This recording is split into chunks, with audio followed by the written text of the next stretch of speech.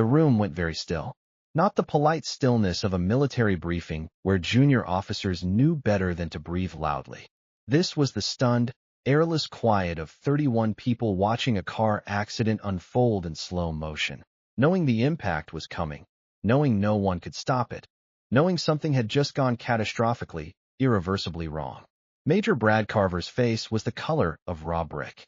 "I said," he repeated, his voice dropping into the register that made first-year lieutenants cry in bathroom stalls. "Get the F***CK out of my briefing." The woman at the back of the room, the quiet one, the one in the gray hoodie and faded jeans, the one who had barely made a sound for 2 solid hours except to ask 2 questions, looked up from her laptop with the unhurried calm of someone who had just been told it might rain on Thursday. She closed the laptop. She stood. "Of course, Major," she said. Her voice was perfectly even. No anger, no indignation, no apology, no performance of any kind. She collected her things, the beat-up canvas messenger bag that had seen better decades, the battered stainless steel thermos, the spiral notebook with a Fort Meade building pass tucked under its cardboard cover, and walked toward the door at the measured pace of someone who had decided, some time ago, that nothing in this room was worth rushing for. She paused at the threshold, just for a moment. "You're going to want my answer to question 3, she said quietly, to no one in particular and to everyone at once, "before you execute that deployment plan." The door clicked shut behind her with a sound that seemed, in the silence that followed, almost obscenely final. For 3 full seconds, nobody in Conference Room B of the Special Operations Command Annex at Fort Bragg, North Carolina, moved. Then Major Carver's aide looked down at the conference table. His phone was vibrating. The screen showed a number in a 703 area code that he had been trained, during orientation, to answer immediately and with both hands on the table. It was the Pentagon. 3 hours and 40 minutes before the door clicked shut, Evelyn Shin had arrived at Fort Bragg the way she arrived almost everywhere, unannounced, unremarkable, and carrying her own coffee. The coffee was non-negotiable. She had learned at 23, during her first week at the NSA's Fort Meade campus, that government installations operated on a narrow spectrum of caffeinated beverages that ran from burned to optimistically labeled hazelnut-flavored, but also, fundamentally, burned. She had brought her own, a battered stainless steel thermos from a Shell station in Bowie, Maryland, filled with the strongest pour-over she could manage at 4:07 a.m., which was when her car had rolled out of the NSA parking lot for the drive south. She drove a 2017 Honda Civic with 140,000 miles on it, a crack in the driver's side mirror housing that she kept meaning to fix, and a Pine Sol air freshener hanging from the rear view. She had exactly 1 parking pass for Fort Bragg, issued by the main gate office, printed on plain white paper and tucked into the visor alongside a receipt from a Sheetz gas station in Fayetteville. The gate guard had barely glanced at her. She had parked in the visitor lot, walked to the main administration building, presented an ID badge that looked, to anyone who didn't work in a specific subdirectory of the Department of Defense's most classified personnel database, like a standard civilian contractor credential, and had been escorted to Conference Room B by a third-year specialist named Torres who was clearly new and who apologized twice for not knowing exactly where the room was. "That's okay," Eve said. "I've been here before." She hadn't said it to impress. She said it because it was true and because the specialist looked stressed. Conference Room B was a standard-issue military briefing space. Gray walls, a long table capable of seating 20, a pull-down projection screen, 2 secure phone consoles at either end, and the particular quality of recycled air that smelled of industrial carpet cleaner and 300 years of collective male anxiety. By the time Eve arrived at 0830, 28 of the 31 attendees were already seated. She found a chair at the far end of the room, against the wall, slightly removed from the main table, the kind of seat that said "I am here to observe, not participate," and settled in. She opened her laptop. She poured coffee from her thermos into a paper cup she'd brought folded in her bag. She pulled out the spiral notebook. Nobody looked at her. Or rather, a few people glanced up when she entered, assessed her, civilian, young, female, casual attire, beat-up laptop, no rank insignia, no uniform, no obvious reason for being in a high-security military briefing, and looked back at whatever they'd been doing. The assessment took, in most cases, approximately 1 second. Lieutenant Zoe Ramirez was the only exception. Ramirez, 29, sat midway down the left side of the table. Her uniform was immaculate, her posture textbook correct, and she had the particular watchfulness of someone who'd learned early to pay attention to things other people overlooked. When the quiet woman in the gray hoodie settled into the back corner and opened a laptop, Ramirez looked at her for 5 seconds instead of 1. She noticed the Fort Meade building pass inside the notebook cover. She noticed the way the woman's eyes moved across the room, not with the bright alertness of someone taking everything in for the first time, but with the measured, cataloging efficiency of someone confirming that things were where she expected them to be. Ramirez had seen that look before. On exactly one other person, her old supervisor at NSA Cybercom, who turned out to have 3 master's degrees and 2 classified patents, and who had, on one memorable Tuesday afternoon, dismantled an entire Russian signals operation using a legal pad and a dry erase marker. She made a small mental note and turned back to her own briefing documents. At 0845, Colonel Derek Moss entered the room and the assembled officers stood. Moss was 51, the kind of career officer whose face had been arranged by decades of authority into a permanent expression of having already decided. He was not a bad man.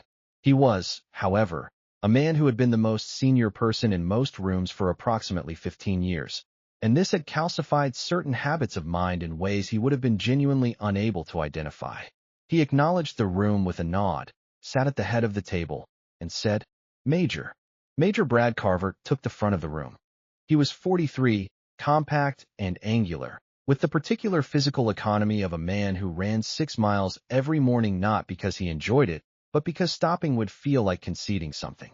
He had done 2 tours in Afghanistan, 1 in Iraq, for years in special operations planning, and 16 months embedded with a joint cyber task force that had given him enough knowledge of digital warfare to be genuinely dangerous, and not quite enough to know the precise location of the ceiling of his competence. He was, by most objective measures, very good at his job. He was also the kind of man who had never, in 43 years, been genuinely surprised by a woman. "Gentlemen," he said, and didn't correct himself when Ramirez's jaw tightened slightly.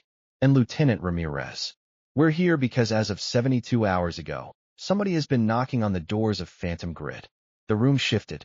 Phantom Grid was the classified designation for the integrated AI-driven network defense architecture that underpinned the Army's entire cyber operations infrastructure across 14 commands. It handled threat detection, adaptive countermeasure deployment, and, most critically, real-time coordination between forward-deployed digital assets and stateside command systems. If Phantom Grid went dark, or worse, if it went rogue, if it was turned, the operational implications cascaded in ways that no one in the room wanted to finish thinking about. "We've had 3 probe-and withdraw sequences," Carver continued, advancing his slide. "No breach as of 0600 this morning. But whoever is doing this is patient, systematic, and familiar with our architecture. Familiar enough that our current working theory is insider knowledge. Former personnel, possibly with full access logs." He clicked to the next slide. "Our proposed response has 3 phases." Eve, in the back corner, made a small note in her spiral notebook. It was the first mark she'd made on the page. She looked at Carver's Phase 1 schematic on the projection screen and made a second mark. She took a sip of coffee. She did not, at this point, say anything. For the next 40 minutes, she did not say anything. She listened. She watched. She made, in total, 7 notes in her spiral notebook, each one no longer than a line and a half, each written in a personal shorthand that would have been unreadable to anyone else in the room. Carver moved through all 3 phases. He was, she acknowledged privately, a competent presenter. His structural analysis was solid. His grasp of the threat timeline was accurate. His proposed countermeasures in Phase 1 and Phase 2 were reasonable, textbook correct responses that would have been entirely adequate against 70% of the adversaries he'd ever faced. The problem was the remaining 30%. And the problem, the specific, critical, load-bearing problem, was in Phase 3. Phase 3 was Carver's crown jewel. It involved a controlled, temporary isolation of Phantom Grid's external-facing nodes followed by a re-authentication cascade that would, in theory, force any intruder to re-identify themselves, and be locked out during the system's brief offline window. It was elegant. It was technically sophisticated. It demonstrated that Carver had been paying attention during the Joint Cyber Task Force briefings. It was also, if executed against this specific attacker, the digital equivalent of locking your front door by leaving your keys in the lock. Eve finished her coffee. She looked at the screen. She looked at her notebook. She raised her hand. Major Carver had been taking questions for about 4 minutes. Straightforward questions, the kind he expected from this room. The kind he could field with the smoothness of repetition when he noticed the hand at the back of the room. He blinked. He had, genuinely, forgotten she was there. Yeah, he said, with the minimal tonal investment of a man expecting a clarifying procedural question from a contractor who'd gotten lost and ended up in the wrong room. In Phase 2, Eve said, without preamble, you're rerouting traffic through secondary relay nodes to maintain operational continuity during the isolation window. Correct, said Carver, and something in his voice had the infinitesimal edge of yes. And the secondary relays were integrated during the 2021 upgrade cycle, Eve said. They authenticate against a validation key set that was generated before the most recent Phantom grid architecture revision. A beat, meaning their security certificates are based on the pre-revision key infrastructure, she said. Which means whoever is probing your system, if they have the level of architectural familiarity your own threat assessment suggests, already has the validation key set. When you reroute to the secondary relays, you're not maintaining operational continuity. You're handing them a backdoor that bypasses your primary authentication entirely. The room was quiet. Captain Leo Huang, who ran the base's network security division and who was 34 and had an MS in cybersecurity from Carnegie Mellon, looked at the Phase 2 schematic on the screen. He looked at it for about 4 seconds. Then something in his expression changed. Major Carver did not notice the expression on Captain Huang's face. The secondary relay validation architecture, Carver said, with the careful enunciation of a man choosing his words to avoid condescension and not entirely succeeding, was audited and certified in March of this year. The audit reviewed operational functionality and compliance with standard security protocols, Eve said. She wasn't reading from her notebook. She was looking at him directly, without hostility or impatience. It didn't specifically audit the inter-system key inheritance structure from the 2021 integration because the 2021 integration happened before the current review framework was established. The gap isn't in your documentation. It's in the gap between your documentation. Carver's jaw moved slightly. Colonel Moss, at the head of the table, had gone very still. And who? Said Carver, slowly. Are you exactly? I'm here as an observer, Eve said. An observer. He said the word as if he were holding it away from himself. You're a civilian contractor. I'm here as an observer, she said again, equably. It was the evenness, not defiance, not provocation, simply calm persistence, that Carver found, in a way he would not have been able to articulate, most intolerable. Ma'am, he said, and the word was not polite. This is a classified briefing for authorized Special Operations Command and Cyber Task Force personnel. Do you have a relevant technical clearance? I have clearance to be in this room, she said. That's not what I asked. Major, said Lieutenant Ramirez, from midway down the table.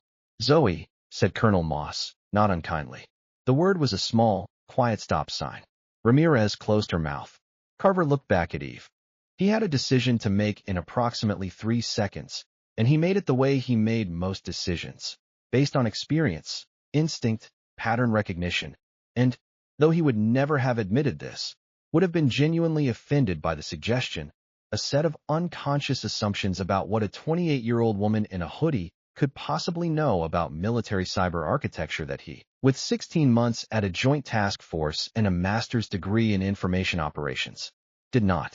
I appreciate your input, he said, which meant the opposite of what it said. I'll direct any follow-up questions to our certified technical personnel. He looked at Captain Huang. Huang, can we verify that the Phase 2 relay architecture was included in the March audit scope? Huang, who had not looked away from the Phase 2 schematic, said, I can check that, sir. I'd actually like to. After the briefing, Carver said, Yes, sir. Carver turned back to his slides. Eve made one more note in her notebook. She capped her pen. She waited exactly 9 minutes. Then she raised her hand again. The silence in the room, when Carver turned to look at her, had a different quality this time. Several of the junior officers were very specifically not looking at either of them. Phase 3, Eve said. The reauthentication cascade. Yes, said Carver. The cascade relies on a handshake protocol that was designed to prevent external intrusion by forcing all nodes to re-verify against a central authority, she said. But in an active probe scenario where the intruder has been mapping the system's architecture, which your own threat timeline suggests has been happening for at least 6 weeks, the brief offline window during the cascade will read to any monitoring system the intruder has deployed as a scheduled maintenance event. A scheduled maintenance event with a known duration based on standard reauthentication cycle times. She paused.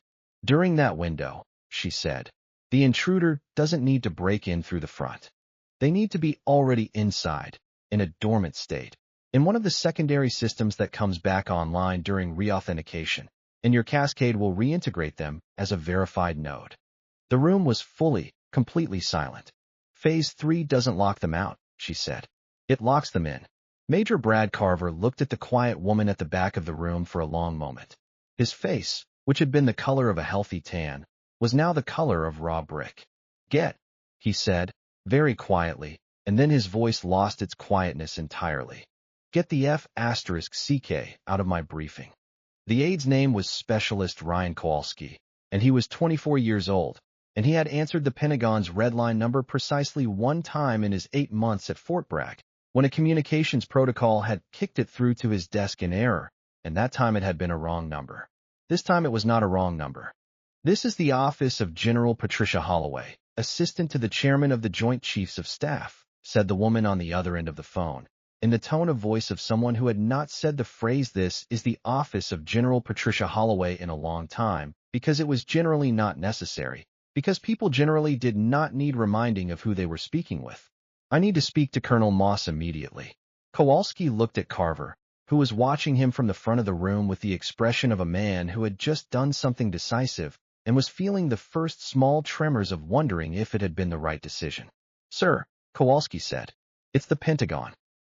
He looked at the screen. It's General Holloway's office. For Colonel Moss. The room's temperature seemed, without the thermostat moving, to drop by approximately 4 degrees. Colonel Moss stood. He walked to the secure phone console at the end of the table.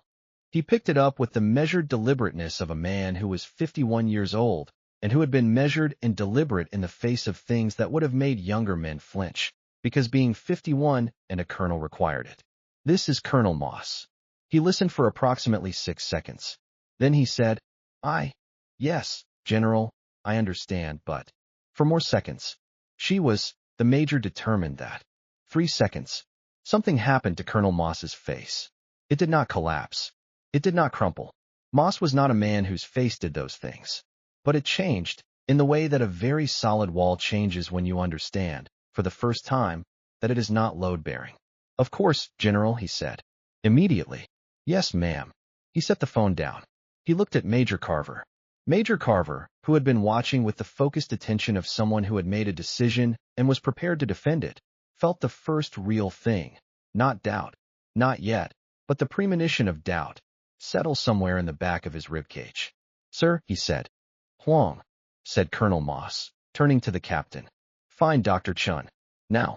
She hasn't had time to get to the parking lot. Captain Huang stood immediately. Something in his face, the face of a man who had been sitting very still for the past 12 minutes trying to work out what exactly had just been described to him, and whether it meant what he thought it meant, suggested that he was glad to have something to do with his hands. Sir, said Carver, carefully, may I ask? In a moment, Brad, said Moss, which was the first time in 2 years he had used Carver's first name in a briefing context. It did not land warmly. Moss looked at the phone. General Holloway, he said, to the room, to no one and everyone. In the way that a man announces something he is still processing the full dimensions of, wants to know if we are aware of who Dr. Chun is. The room was silent. I told her, said Moss, quietly, that we apparently were not. General Patricia Holloway's aide, a sharp-faced major named Elkins who had the particular vocal quality of someone who had read a great many classified documents aloud and learned how to convey their weight without editorializing, had Dr. Chin's file on his screen. Over the speakerphone in conference room B, he began to read. He read in the even, unhurried cadence of official record. He did not emphasize. He did not pause for effect. He did not need to. Dr. Evelyn May Chun, 28 years of age. Born December 14, 1997, Palo Alto, California. A pause for document navigation. Enrolled Stanford University at 16.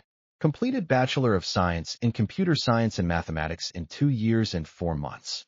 Enrolled Massachusetts Institute of Technology Graduate Program in Cryptographic Systems and Artificial Intelligence Architecture at 18. Completed doctoral dissertation at 22. Adaptive Adversarial Containment Frameworks in AI Integrated Network Defense Systems. Defense Committee Notation represents original contribution of the first order. Dissertation remains classified. Captain Huang had stopped moving. At 23, joined the National Security Agency, Tailored Access Operations Division, under a direct appointment by the Deputy Director of Signals Intelligence. Assigned to Phantom Grid Project as Junior Systems Architect. What? Said Major Carver. Elkins continued reading. Advanced to Lead Systems Architect at 24. Primary designer of the Core Authentication Cascade Framework and the Adaptive Countermeasure AI subsystem. The system referred to internally as the Phantom Grid Heart, which currently underpins threat detection across 14 Army commands, 6 naval commands, and 4 joint NATO cyber operations centers. The projection screen, which still showed Carver's Phase 3 schematic, seemed, in the silence that followed, to flicker slightly. It didn't, but several people would later swear it had. At 25, Elkins continued, Dr. Chun was the sole analyst to identify and attribute a coordinated Russian Federation signals operation targeting the eastern seaboard power grid infrastructure. Attribution led to the operation's dismantlement within 72 hours. This operation has not been publicly disclosed and remains at the highest classification level. Ramirez, who had been sitting with carefully maintained stillness, pressed her pen so hard against her notepad that the tip left an impression through 3 pages. At 26, Dr. Chin left NSA active service under circumstances that are classified at a level above the clearance of all personnel currently in this room.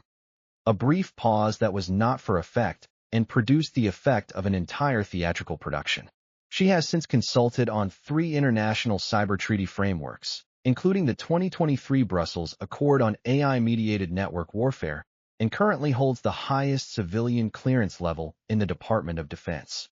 Her current contract designation, for the purpose of this operation, is Principal Technical Advisor, reporting directly to NSA Director Whitfield.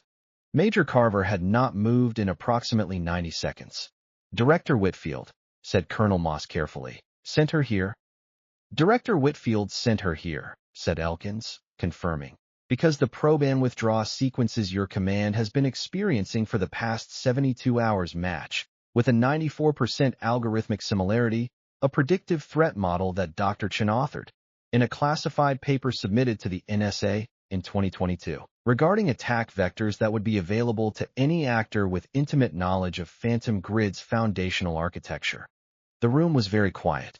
The actor with the most intimate knowledge of Phantom Grid's foundational architecture, said Colonel Moss, with the slowness of a man arriving at a destination he did not want to reach, other than Dr. Chin herself, is a former NSA analyst named Marcus Webb, said Elkins, without waiting for the question to finish. Known internally as Cypher, aged 31. He and Dr. Chun were colleagues. He has been off the grid for 14 months. Dr. Chin's paper, the classified one from 2022, specifically modeled the attack pattern that a sophisticated actor with Webb's knowledge base and profile would deploy against Phantom Grid. She predicted the secondary relay key inheritance gap. A pause. She also predicted the reauthentication cascade vulnerability. Both of these vulnerabilities are documented in Appendix C and Appendix F of her 2022 paper. Major Brad Carver, who had stood at the front of a great many rooms in his 43 years and had never once felt the floor become uncertain beneath him, felt the floor become uncertain beneath him. She told you, said Elkins, not unkindly, that you were going to want her answer to question 3. She was sitting on a concrete bench outside the annex building, in a strip of mid-morning sun that had found a gap between the building and the tree line. She had her laptop open on her knees, her thermos on the bench beside her, and the spiral notebook open to a fresh page. She was writing something, not in her shorthand, this time, but in what looked, from 6 feet away, like code. Major Brad Carver walked across the parking area toward her and felt, with each step, as though he were crossing some kind of threshold that normal geography didn't account for. She did not look up when she heard his footsteps, which told him she had already heard them before she could reasonably have heard them, which told him something he wasn't sure he wanted to know. He stopped 2 feet away. "Dr. Chun," he said. She finished the line she was writing. Then she looked up. Her expression was the same one she'd had when he'd shouted at her in the conference room. Not angry, not satisfied, not performing either neutrality or forgiveness. She looked like a person who had been in this situation before, or something like it, and had long since finished deciding how she felt about it. "Major," she said. He had planned what he was going to say.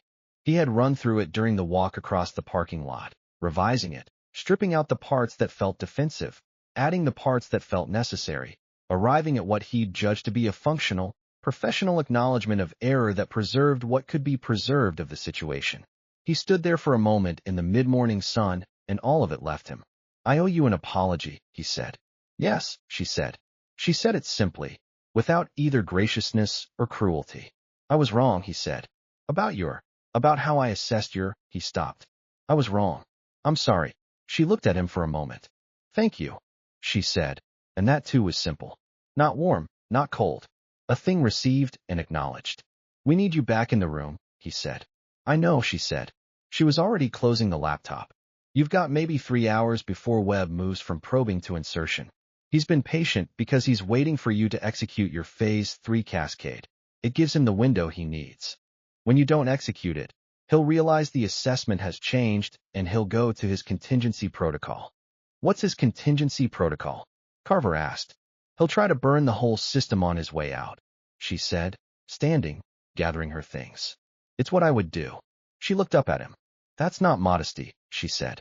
"I designed the architecture. He and I trained the same way, worked the same problems, thought through the same vulnerabilities together.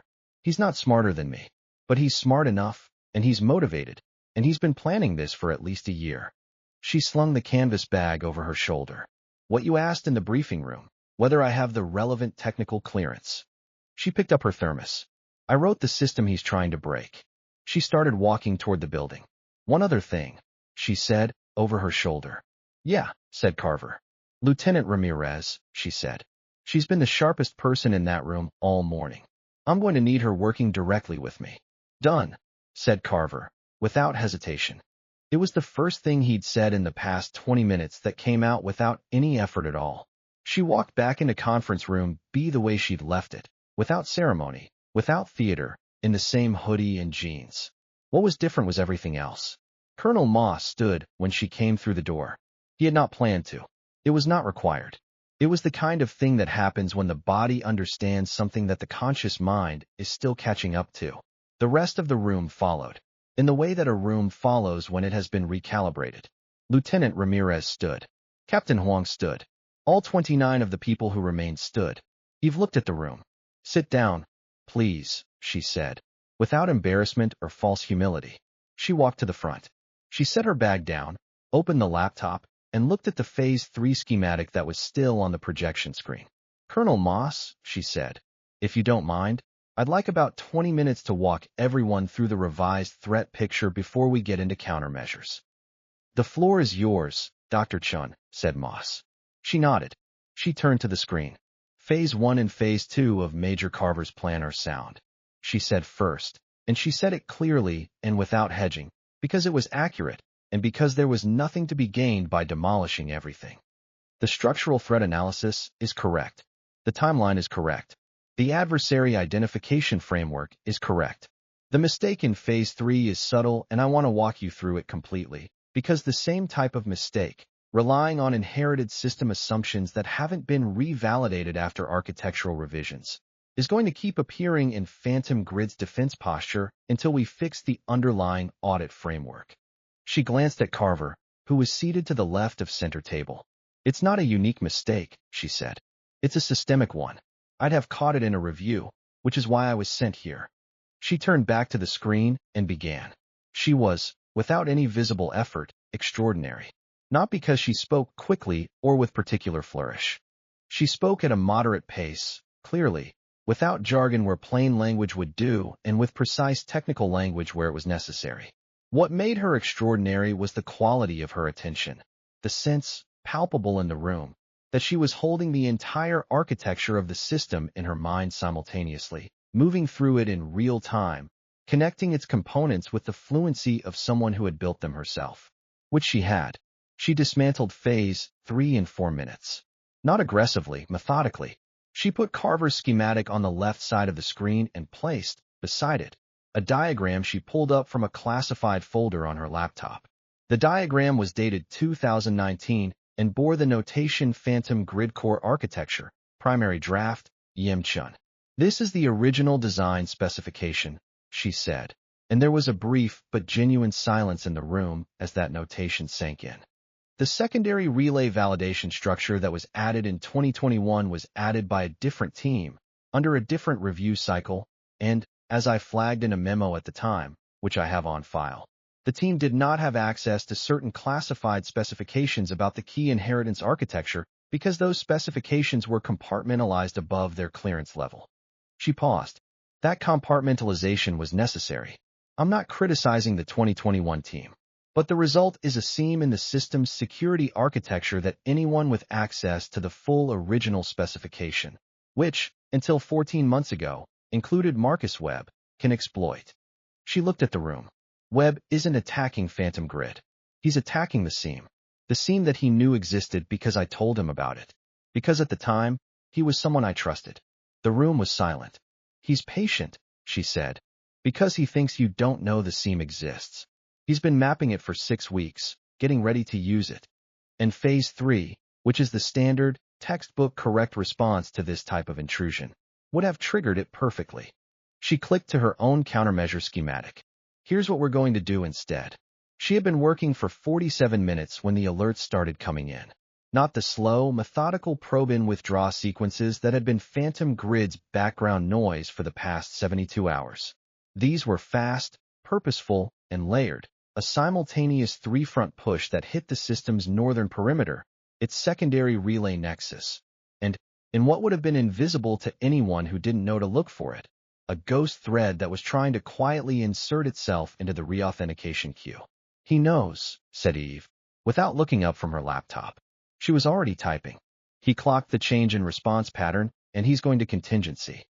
Lieutenant Ramirez, who had taken the workstation to Eve's left, and who had spent the past 47 minutes running the verification checks that Eve called out with the efficiency of someone who'd been asked to hold the flashlight and was determined to hold it absolutely steady, looked at her screen.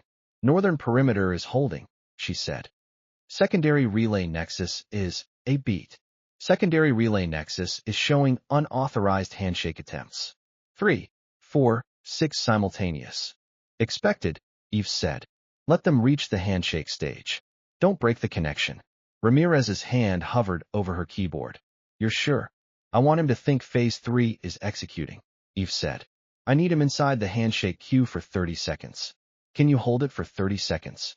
Yes, said Ramirez, and took her hand off the keyboard. Captain Huang, who was running the monitoring station on the right, had stopped narrating the alert feed.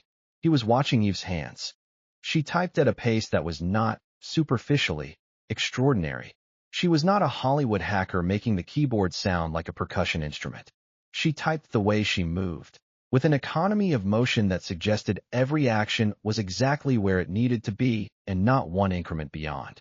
On her screen, sequences of code accumulated with the structural coherence of something being built rather than improvised, because it was being built, a targeted, specific re-architecture of the authentication pathway, designed for this attacker and this moment, incorporating 3 contingencies that she was building in real time because she knew, as the original architect, exactly how many ways there were in, and she was covering every single one. He's in the queue, said Ramirez. Good, said Eve. 30 seconds. She kept typing. 20. 15. The code on her screen completed a section, and she moved immediately to the next. 10. 5. She pressed one key, a single deliberate stroke. Done. What did you do? Said Huang. I gave him what he was looking for, Eve said, and then I closed the building around him.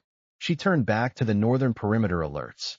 For the next 18 minutes, she worked in focused, unhurried silence, calling out checks for Ramirez, pulling new data through Huang's monitoring station, and running 3 simultaneous threads of countermeasure code that sealed, one by one, every avenue of the attack with the unhurried competence of a locksmith who had designed the locks in the first place.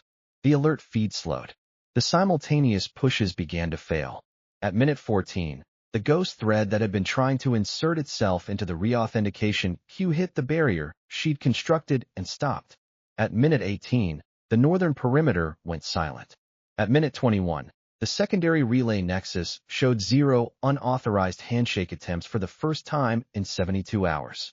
The room, which had been the particular controlled quiet of people who were very tense and not allowing themselves to show it, exhaled. Eve sat back in her chair. She looked at her screen for a moment.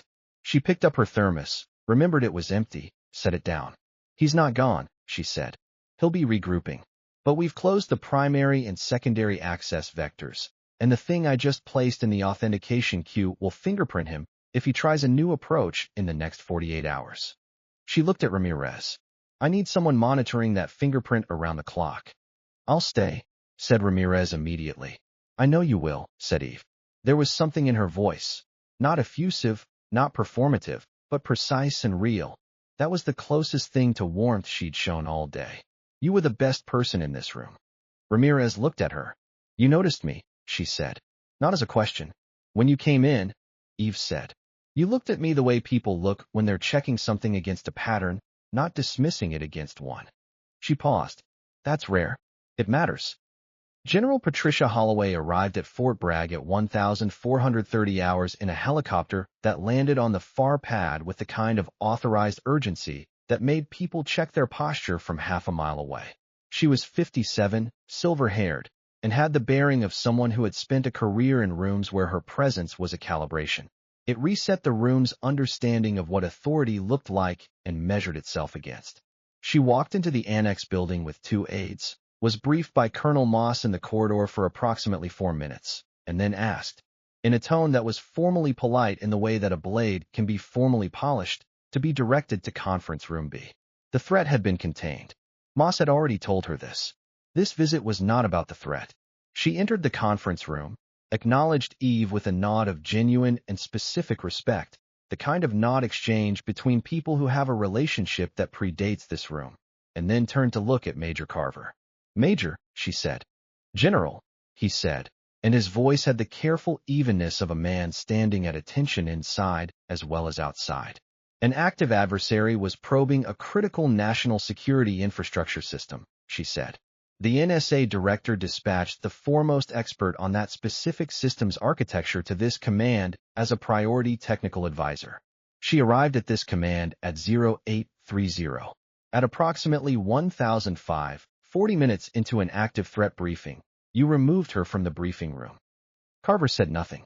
Between 1005, when she was removed, and 1052, when she was returned to the briefing room, the threat actor escalated from probe-and-withdraw sequences to active insertion attempts, said Holloway. That window, 47 minutes, is now on record as a critical response delay during an active operation against Phantom Grid. She looked at him steadily. The Pentagon will be initiating a formal review of the command decision-making in that window. General, Carver said, I take full responsibility for the decision. I know you do, said Holloway. That's the point. You made it. She turned to Moss. Colonel, you'll receive formal notification of the review process from my office by end of day. I want a complete after-action report on the command response timeline, to include the decision to remove Dr. Chun from the briefing. She paused. Both decisions, the initial removal and she glanced toward Carver with the minimal movement of someone who has learned to convey a great deal with very little. Circumstances that preceded it. Yes, General, said Moss. She looked at the room. She looked at Ramirez, who was still at her monitoring station. She looked at Huang, who was doing something that involved not quite meeting anyone's eyes. Lieutenant Ramirez, she said. Ramirez straightened. General, Dr. Chun has specifically commended your conduct in the technical response. That commendation will be noted. Thank you, General. Holloway turned back to Eve, who had been standing slightly apart from the main group, at ease in the way that a person who has never made their personal comfort contingent on the approval of a room can be at ease. Director Whitfield wants to debrief with you at 1800, Holloway said. I'll be there, said Eve. He's going to ask about the directorship again, Holloway said. I know, said Eve. He'll have a better offer this time. He usually does, said Eve, neutrally. Holloway almost smiled. You've been doing this long enough to drive him slightly insane, you know. I know, said Eve. It keeps things from getting boring. At 17:15, while Ramirez ran her first rotation of fingerprint monitoring and Huang was writing the initial section of the after-action report, and Carver was in Moss's office doing something that, from the outside, had the quality of a very long and very difficult conversation, Eve sat down with NSA Director Thomas Whitfield on a secure video call in the base communications center. Whitfield was 62, with the look of a man who had been navigating the intersection of intelligence and technology for so long that he was no longer entirely sure where one ended and the other began. He had recruited Eve at 23 because a signals intelligence analyst had forwarded him her doctoral dissertation with a sticky note that said simply, "You need to read this." He had spent the 5 years since then alternately grateful for this and mildly exhausted by it. You were right about Webb, he said. I know, she said. The fingerprint you placed in the authentication queue flagged 2 new probe attempts in the last 40 minutes. We're tracking it back. He looked at her through the screen. And you were right about Carver. Eve was quiet. We've had concerns about the culture in this command for about 6 months, Whitfield said. 3 separate internal reports flagging the same pattern. Dismissal of external technical input, specifically from non-uniformed personnel, specifically from, he paused. The reports use the language, non-traditional expert profiles. I understand the language, said Eve. I needed to know whether the reports reflected systemic patterns or isolated incidents, Whitfield said. Sending you here, without the standard pre-briefing of command staff about your background, was the cleanest way to get a reliable answer. Eve looked at him. You knew he would do it, she said. Not accusatory, not angry, simply observing. I thought it was likely, Whitfield said carefully. I didn't know. And if I'd needed to be in that room from the start? If the timing had been different, if the attack had escalated before 10:52. The attack didn't escalate before 10:52, he said. That's not an answer. No, he said. It isn't. He was quiet for a moment. I weighed the operational risk against the institutional intelligence need. I made a judgment call. Okay, she said. You disagree with it. I think, she said slowly, that using a real operation as a test environment for command culture has a cost that doesn't always show up in after-action reports. I think 47 minutes matters, even when the outcome is fine. She paused. But I understand why you did it. And the results were unambiguous. They were, said Whitfield. He reached forward on his end and pulled something from a folder. Which brings me to the directorship. Thomas, she said. Hear me out, he said. The Cyber Defense Innovation Command. It doesn't exist yet. We want you to build it. Structure, personnel, methodology, everything. You'd have direct reporting authority to my office. You'd have the budget to fix the audit framework problem you identified today, across all 14 commands. You'd have the authority to go into any room in this building. He gestured beyond the screen. Or any building, and not have to sit in the corner. Eve was quiet for a long time. I'd need 6 things, she said finally. Whitfield leaned slightly forward. He had been waiting for this conversation for 2 years. He had learned to receive it without showing too much relief. Name them, he said. The sun was low over the Fort Bragg tree line by the time Eve walked back across the parking lot to her Honda Civic. The crack in the driver's side mirror housing caught the light and split it into a small, precise rainbow across the asphalt. She put her canvas bag in the back seat. She put the thermos in the cup holder. She sat in the driver's seat and was quiet for a moment, in the particular stillness of someone who has had a significant day and is deciding what to do with the fact of it. Her phone showed 3 messages. One from Whitfield, confirming the follow-up meeting. One from Ramirez, asking a technical question about the fingerprint monitoring parameters that was, Eve noted, exactly the right question to ask. It indicated she'd already thought 3 steps ahead. And one from a number she didn't recognize, which turned out to be Captain Huang, who had gotten her contact information through channels she would have to ask about later, and whose message read, Dr. Chun, I found the 2021 integration memo you mentioned. The gap you identified in the audit scope. I want to write the corrected framework. Is there a right way to send this to you? She wrote back, yes. I'll send you the channel in the morning. Good catch. She started the car. She thought about the room she'd walked back into that morning. 31 people standing, the projection screen still showing Carver's flawed schematic, the specific quality of the silence. She thought about what it had and hadn't meant. It hadn't meant she'd won anything. It hadn't meant she'd proved anything. She had known, walking into that room for the first time at 0830 in her gray hoodie with her own coffee, exactly what she was, exactly what she knew, exactly what she was going to do. None of that had changed when they dismissed her. None of it required them to stand when she came back. But she thought about Ramirez, asking the right question 6 hours later at a monitoring station with the focused steadiness of someone determined to be useful. And she thought about Huang, sitting in that briefing room watching the Phase 2 schematic, realizing the gap, holding the question, and now, at 17:30 on what had been an extremely long Friday, wanting to write the corrected framework. That was the part that mattered. That was what the directorship could build. Not a room that stood when she walked in, but rooms where the Ramirezes and the Huangs were already asking the right questions before she arrived. Rooms that didn't need her to be extraordinary. Rooms that were, simply, better. She pulled out of the visitor lot and turned south toward the highway. Somewhere in her canvas bag, her personal phone showed a calendar notification for a meeting she'd scheduled herself 3 months ago, back when this assignment had first been floated. Thomas.